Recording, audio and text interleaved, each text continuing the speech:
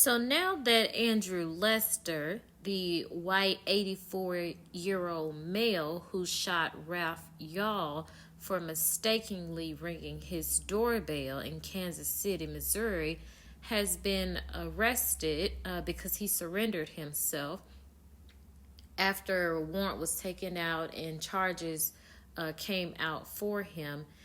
Many of us have questions about what these charges are that he's been charged with, because we're used to seeing things like murder, attempted murder. We're going to get to that. But many of us was like, why is he not charged with attempted murder? He should be charged with attempted murder. So I did some research and found out, this is according to the Morgan County Citizen article, where they kind of flushed out what those two charges mean, and I'm going to attach the article at the bottom of this video. But first degree assault for Missouri is a Class A felony that states that the person inflicted serious physical injury to the victim. So for them, based on the way that Missouri criminal codes are written, a person commits the offense of assault in the first degree if he or she attempts to kill or knowingly causes or attempts to cause serious physical injury to another person.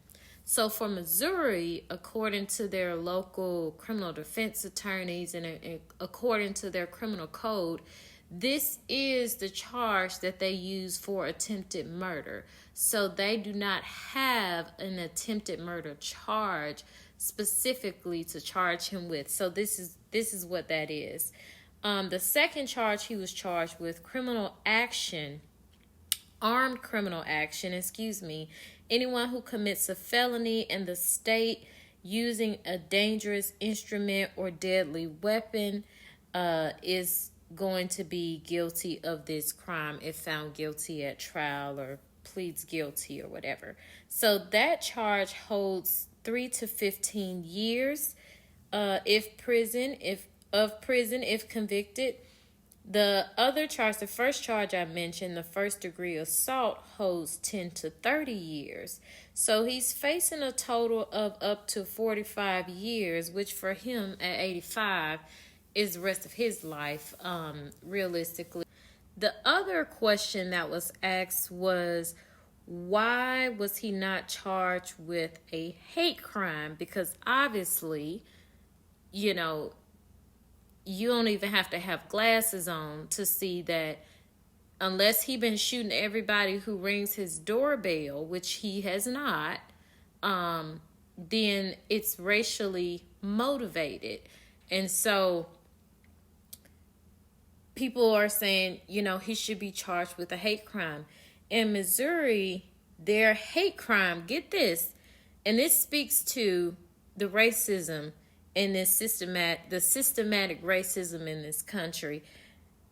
Their hate crimes are Class D and E felonies. So they're below Class A felonies, which means that a person can only serve, per their criminal code, up to a 7-year prison sentence for hate crimes in Missouri. So that means in order for him to get more time, the hate crime part of it can't even come in. So it's not like in some other places where the hate crime aggravates it and you get additional time on top of what you would already get. It's already separated into its own felony, to whereas they have to charge something else if they want to get more time versus settling for the hate crime period of only 7 years. That's a whole different conversation for a whole different day. But hopefully, like in other cases, like the Derek Chauvin case, the federal government will come after the state trial, and then he could be federally charged with hate crimes to make sure that the acknowledgement of the hate crime that took place is actually accounted for in his conviction and sentencing. because as noted, the FBI did a study, and Missouri has been seeing a rise in their hate crimes in recent years, with 2021 showing the highest number ever reported, with Kansas City in the lead for the reported amount of hate crimes. And over half of the amount of the hate crimes that were reported were hate crimes committed against Black people.